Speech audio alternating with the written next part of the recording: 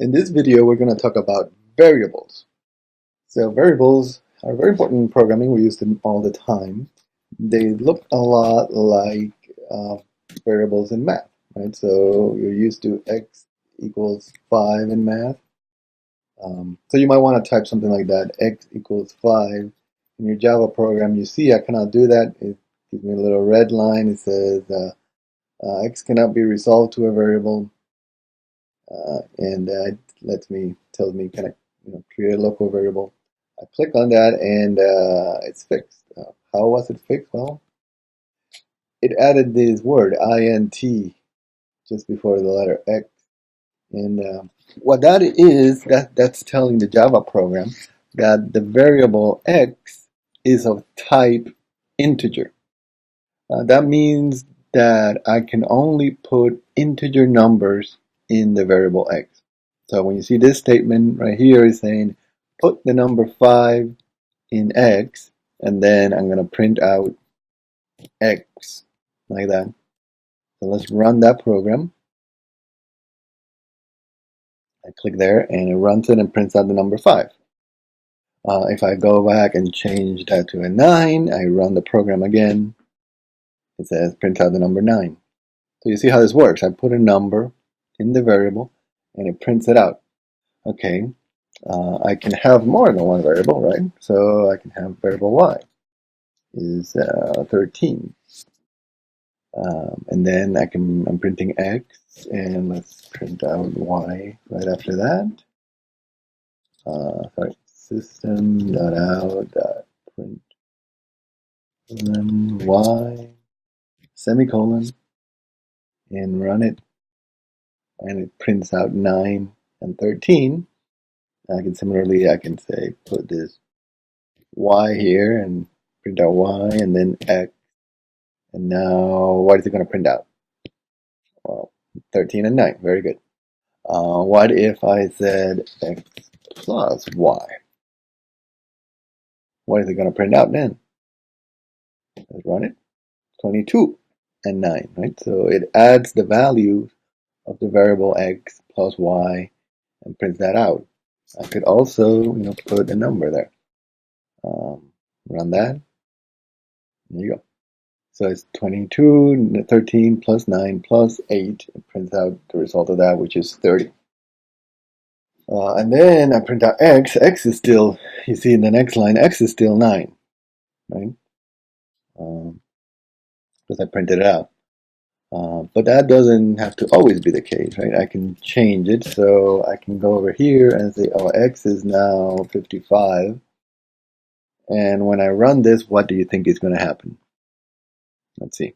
So it's going to print out 9 because x is 9. Then x gets 55, and then it prints out x, which is now 55. You see, this is very important. The order matters, right? So we're doing 1. We're putting 9 inside x. Then we're printing that x. Then we're putting 55 in x. Then we're printing x again. So now x is 55. This is very important.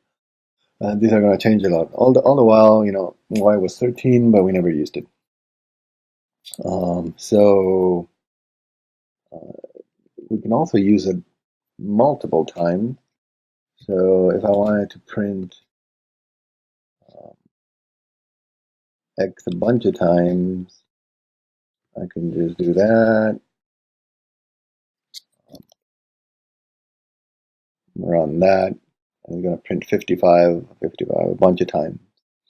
So it doesn't get used up.